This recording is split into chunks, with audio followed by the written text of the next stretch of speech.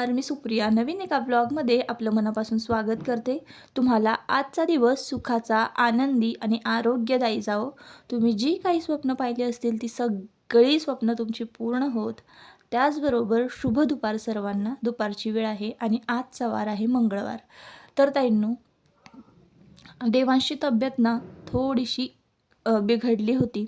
ताप आणि उलटी त्याला म्हणजे होत होत्या उलट्या, म्हणून त्याला आज मी शाळेत पाठवलेलं नाही आहे.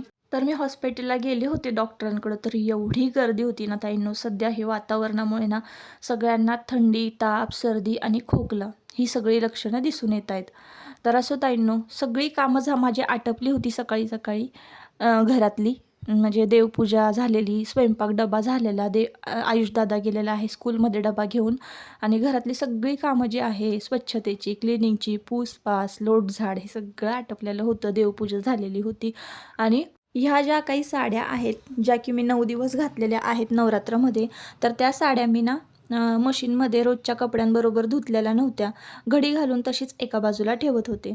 आता ह्या साड्या ना कशा आहेत बघा ताईंनो, आपण ज्या रेग्युलर यूज करतो त्या खूप लो क्वालिटीच्या असतात. अगदी 200, 250, 300च्या रेंजमध्ये असतात.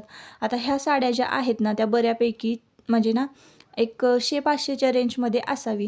तर खूप हेवीही नाही आणि खूप लोही नाही, अशा त्या साड्या होत्या.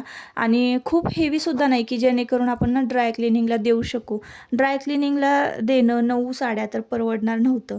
मग म्हटलं चला घरीच ह्या साड्या सगळ्या क्लीन करून घेऊया. आणि रोजच्या कपड्यामध्ये मी साड्या एवढ्यासाठीच टाकत नव्हते की ज्या काही काठपदराच्या साड्या आहेत त्या रोजच्या कपड्यांमध्ये धुतल्या की त्याची जर जी आहे ती खराब होते.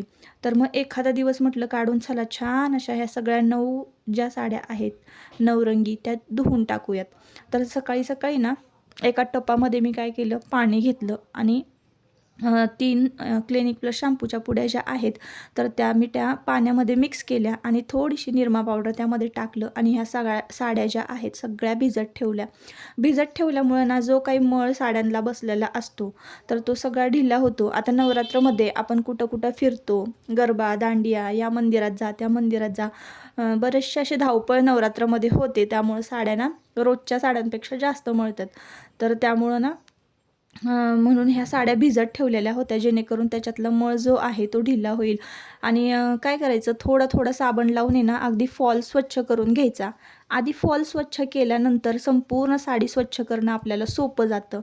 तर खालीसुद्धा जागा आहे, आपल्याला माहिती आहे. तुम्हाला बागेत छान नळ आहे आणि दगड आहे तिथं. पण दगडावर धुण्या इतक्या साड्या म्हणजे ह्या म्हणजे एवढ्या हे नव्हत्या. रोजचे कपडे आपण कसे दगडावर धुतले तरीही चालतात, पटापट कसंही घासलं कसंही धुतलं. पण जरीच्या ज्या साड्या आहेत त्याची एखादी जरी विण निघाली किंवा एखादी जरी म्हणजे काठपदराच्या साडीची जी आहे एखादा जरी धागा निघाला तर ती सगळी सुटत जाते आणि खराब दिसते त्याचं सूत. त्यामुळं संपूर्ण साडीचं जे कापड आहे ते असं थोडं थोडं हातामध्ये गोळा करायचं आणि घासायचं. थोडंसं पाणी घ्यायचं हाताने. पहा मी बादलीमधून थोडंसं पाणी घेते टाकून आणि मग ते छान असं घासून घेते. असं थोडं थोडं कापड धरून साडीची थोडी थोडी बाजू धरायची दोन्ही हातामध्ये आणि त्याच्यावर पाणी घालायचं आणि छान अशी घासायची आहे. शक्यतो हळूहळूच घासून घ्यायची. तर असं केल्याने काय होतं, आपण जो काही म्हणजे साडीमध्ये जो काही शॅम्पू असेल किंवा पावडर असेल ती सगळी निघून जाते. अशा पद्धतीनं ना बादलीतून म्हणजे हाताने पाणी घ्यायचं. आता प्रत्येकाची पद्धत ना धुण्याची वेगळी वेगळी असेल. तर मी ही पद्धत सांगते जेणेकरून मी साडी धुतल्यानंतर एकदम अशी बादलीमध्ये बुचकळायला जात नाही, जेणेकरून बादलीतलं पाणीसुद्धा घाण होईल. तर हाताने असं थोडं थोडं पाणी घेते आणि संपूर्ण साडीतला जो काही साबण आहे, शॅम्पू आहे तो काढून घेते आणि मग नंतर छान अशी साडी की नाही विसळते त्या बादलीमध्ये. आणि आता इकडे बघा टपामध्ये ना मी कम्फर्टचं पाणी करून घेतलेलं आहे. तर त्या पाण्यामध्ये सुद्धा एकदा छान खळाखळा विसळून घेते आणि मग ती निथळायला ठेवून देणार आहे. तर अशा पद्धतीनं मी ताईंनो साड्या धुते आणि ज्या खूप हेवी आहेत, महाग आहेत त्या साड्या मी ड्राय क्लिनिंगला देते. त्यातल्या त्यात माझी जर खूप फेवरेट असेल आणि जरी ती कमी किमतीची असेल तरीसुद्धा मी ती साडी ड्राय क्लिनिंगला देते. पण फारशा अशा माझ्या ड्राय क्लिनिंगला साड्या नसतात. घरीच मी अशा पद्धतीनं साड्या धुवत असते. आणि आजपर्यंत मी अशा पद्धतीनं साड्या धुतल्यात तर एकही साडी माझी खराब झालेली नाही आहे. तर मी 9 साड्या धुतलेल्या होत्या ना ताईंनो, तर घर इतकं छान दिसत होतं ना. साड्या मी अशा छान एकसारख्या ना सिंगल अशा लटकवल्या होत्या. ग्रिलला, आमच्या तिथं जे ग्रिल आहे लोखंडी त्या ग्रिलला. तर मस्त छान दिसत होतं, रंगीबिरंगी असं नटलेलं होतं घर साड्यांनी. नाही वाजत ना थंडी? कसं वाटत, थंडी वाजते? नाही. आता कसं वाटतंय, बरं वाटतंय ना? हो. हां.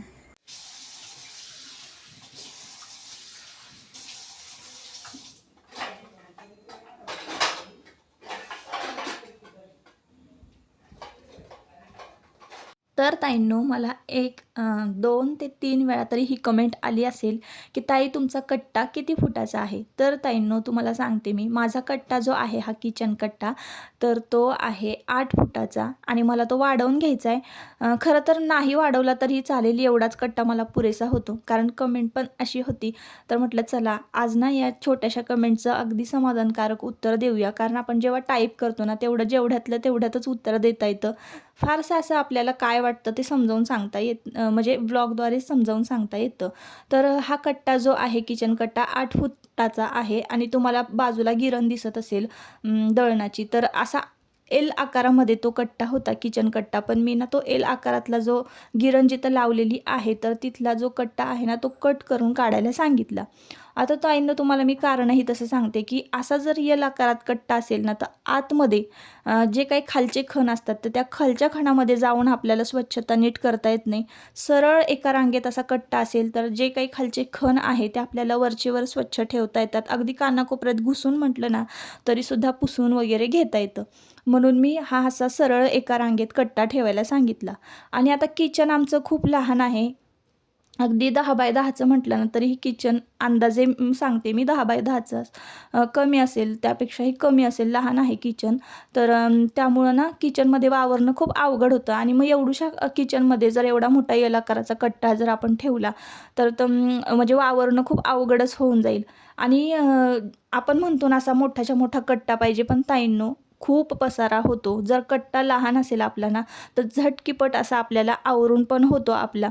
आता तुम्ही पाहत असाल, मी रोज स्वयंपाकाचे व्हिडिओ टाकत असते रेसिपीचे, तर तुम्ही पाहता का मी काय करते, एक पदार्थांना पटपट करून घेते आणि ज्या काही वस्तू पदार्थासाठी लागणार आहेत त्या झटकीपट ज्याच्या त्याच्या जागेवर ठेवून देते. त्यामुळं कट्ट्यावर फारसा असा पसारा अजिबात होत नाही. घासलेले भांडे जे आहेत ते सुद्धा मी कट्ट्यावर ठेवत नाही. किचनला गॅलरी आहे, त्या गॅलरीमध्ये मी ते भांडे सुकायला ठेवून देत असते आणि लगेचच किचन हातासारखा कट्टा जो आहे तो स्वच्छ करून घेत असते. तर 8 फुटाचा हा कट्टा आहे आणि तेवढा मला अगदी पुरेसा होतो. अजिबात म्हणजे अडचणही होत नाही आणि छोटासाही वाटत नाही. अगदी 100 माणसांचा जरी मला स्वयंपाक करायला सांगितला ना तरी आरामात मी माझ्या ह्या छोट्याशा किचनमध्ये करू शकते. तर सकाळपासून खूप धावपळ आणि गडबड चालली होती. तर आता दिवाळीला सुरुवातच होणार आहे, तर त्या आधीनं म्हटलं एकदा नॉनव्हेज होऊनच जाऊ दे, म्हणून आज मस्तपैकी असं कोळंबीचा बेत केलेला आहे. तर ना मस्तपैकी असा सूर्यप्रकाश पडतो बघा या वेळेला. आत्ता वाजले असतील घरामध्ये बघा किती छान असं सूर्यप्रकाश पडतो, सूर्यकिरणं पडतात. तर आत्ता बघा 5, 5:15, 5:30चं हे टायमिंग असावं. किचनमध्ये घड्याळ नाही आहे, घ्यायचं आहे लवकरच घड्याळ. तर सगळ्या साड्या ज्या आहेत ना मस्त छान अशा सुकलेल्या आहेत. तर आता थोड्याच दिवसांनी ना दिवाळीचा बाजारसुद्धा करायचा आहे आणि दिवाळीचं फराळसुद्धा करायचं आहे. तर म्हटलं छोटी मोठी तयारी मग करून घेऊया. तर काजू वगैरे असे कट करून ठेवायचे आणि जे मेन लागणारं जे साहित्य आहे, गोड पदार्थांना लागतं, वेलची पावडर वगैरे, जायफळ वगैरे खिसून ठेवायची. ते छोटी मोठी तयारी करून ठेवली ना तर घरामध्ये जे काही ड्रायफ्रूट्स अवेलेबल होते, म्हणजे आता अजून बाजार तर भरलेला नाही आहे किराणा माल, लवकरच वाण्याकडे जाऊन तर किराणा माल भरायचा आहे. तर ताईंनो जे काही माझ्या घरामध्ये होतं, जायफळ होतं, थोडेसे ड्रायफ्रूट्स होते आणि त्यानंतर वेलची वगैरे होती, ह्या गोष्टी असतात. तर म्हटलं चला फराळासाठी पूर्वतयारी करून ठेवूया. तर आपण जास्त करून ना दिवाळीमध्ये गोड पदार्थ करतो, मग बेसन लाडू, रवा लाडू. तर त्यासाठी ना काय लागतं आपल्याला, ड्रायफ्रूट्स लागतात. आणि ज्या वेळेला ना आपण जेव्हा एखादा पदार्थ करायला घेतो, रवा वगैरे भाजायला घेतो किंवा बेसनपीठ भाजायला घेतो, तेव्हा ह्या सगळ्या गोष्टी जर आधीच करून ठेवलेल्या नसेल ना तर मग आपली खूप धांदल उडते. अशा वेळेला ना आपण काय करायचं, दिवाळीची पूर्वतयारी म्हणून ना मस्तपैकी वेलची वगैरे सोलून त्याच्या पावडर वगैरे करून ठेवायची, काजू वगैरे कट करून ठेवायचे जसे आपल्याला हवे असेल तसे. तर बघा आता कशा पद्धतीनं मी ही वेलची सोललेली आहे. कदाचित काही जणांना माहिती असेल, काही जणांना माहिती नाही आहे. तर ही वेलची ना थोडीशी उन्हामध्ये ठेवली. उन्हामध्ये ठेवल्यानंतर ना कडक होते थोडीशी. कडक झाल्यानंतर ना आपण हे मिक्सरमध्ये टाकायची आणि 1 ते 2 वेळा थोडंसं असं मिक्सरला फिरवून घ्यायची. त्यानंतर काय होतं आपोआपच ती वेलची सोलल्या जाते आणि जो काही वेलचीच्या आतला भाग आहे तो मिक्सरमध्ये राहिलेला आहे. तुम्ही पाहू शकता बघा. सगळे जे जो काही वेलचीचा भाग आहे, वेलचीच्या आतले जे दाणे आहेत ते मिक्सरच्या भांड्यामध्ये ऑटोमॅटिक खाली राहिलेले आहे आणि जे काही सोललेली वेलची टरफलं जे आहेत ते आपोआपच वेगळे झालेले आहेत. तर ते सगळे टरफलं मी काढून घेतले आणि आता ती वेलचीच्या दाण्यामध्ये ना 1 वाटी साखर घालून छान बारीक अशी पूड करून घ्यायची आहे वेलचीची. आणि वेलचीची पूड झाल्यानंतर मग ती आपल्याला ना एका छोट्याशा भरणीमध्ये भरून ठेवायची आहे, जेणेकरून आपल्याला ती लाडूला किंवा बेसन पिठाचा लाडू म्हणा, रव्याचा लाडू, करंजी अशा सगळ्या पदार्थांना आपल्याला ती वापरता येईल. तर माझ्याकडे ना छोटीशी अशी काचेची कॉफीची भरणी होती. ह्या भरण्या तर मला ना खरंच खूप आवडतात. लहानपणापासून मी ह्या कॉफीच्या म्हणजे भरणी जी आहे त्याच्या प्रेमात आहे.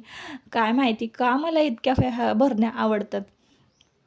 तर त्या भरणीमध्ये ना मी वेलची पूड ठेवलेली आहे छान पॅक घट्ट बंद करून आणि आता ना पिठी साखर बारीक करून घेते. तर आमच्याकडं काय होतं, पाऊस येतो, आदनं-मधनं झाडं वगैरे पडतात, खांब पडतात, तर 2-2 दिवस लाईट नसते. त्यामुळं ना चला म्हटलं घरामध्ये जेवढी साखर आहे तेवढीसुद्धा बारीक करून ठेवूया. कारण रव्याच्या लाडूला, बेसनाच्या लाडूला पिठी साखरच लागते, करंजीलासुद्धा पिठी साखरच लागते. तर एक मस्तपैकी डबा भरून ना पिठी साखर करून ठेवायची. पिठी साखर कधीही वाया जात नाही. ती आपल्याला दुधामध्ये घेता येते किंवा कुठल्याही शिऱ्याला जो की कमी गोड झाला असेल, ज्याला पाहिजे असेल तर तो घेतो पिठी साखर, ज्याला लागेल त्याला. वायाला जात नाही पिठी साखर. म्हणून पिठी साखरसुद्धा मी करून ठेवलेली आहे. आता ही वेलचीची भरणी आहे त्या पिठी साखरेच्या डब्यात ठेवून देते आणि झाकण लावून घेते. आता हे बघा, ही सगळी पूर्वतयारी मी करून ठेवली होते. काजूचे काप केले होते आणि बदामाचे काप केले होते, मनुकेसुद्धा भरून ठेवले होते. जायफळ आणि सुंठ पावडर ना लक्ष्मीपूजना दिवशी आपण पोळ्यांचा स्वयंपाक करतो त्याच्यासाठी किसून ठेवलेली होती. संध्याकाळचं वातावरण होतं, इतकं छान आणि प्रसन्न वाटत होतं. आयुष आता दिवाबत्ती करतोय, कारण दिवसभर ना दुपारपासून माझी कामच चाललेली आहे आणि कपडे धुवायचं म्हटलं ना की जरा दमल्यासारखंच होतं. रोजचे जे कपडे आहेत ते मशीनला लावून देते. आता दिवाबत्ती झाल्यानंतर लगेचच मी इकडे स्वयंपाकाला लागलेली आहे. आज नॉनव्हेज असल्यामुळे मी काही देवाकडे जात नाही. ज्याचा हात नॉनव्हेजमध्ये नसतो तर तोच दिवाबत्ती देवपूजा करत असतो. तर ज्या दिवशी नॉनव्हेज असेल त्या दिवशी मी सकाळी सकाळी माझी देवपूजा आटपते आणि मग त्यानंतर मी कुठलीही देवपूजा करत नाही, असं माझं असतं. तर आता नॉनव्हेज जो खातो तर त्याला नाही असं म्हणू शकत नाही आपण, ते ज्याच्या त्याच्या इच्छेवर अवलंबून असतं. तर असो ताईंनो, बघा इकडे मी आता करणार आहे कोळंबी आणि 1 चमचाभर तेल ना कढईमध्ये घेतलेलं आहे. तर चला म्हटलं तुमच्याबरोबर ही सुद्धा रेसिपी शेअर करूया. बऱ्याचदा मी केले होते आणि आता केली होती रेसिपी शेअर आणि आता करणारच आहे, तर करूयात म्हटलं.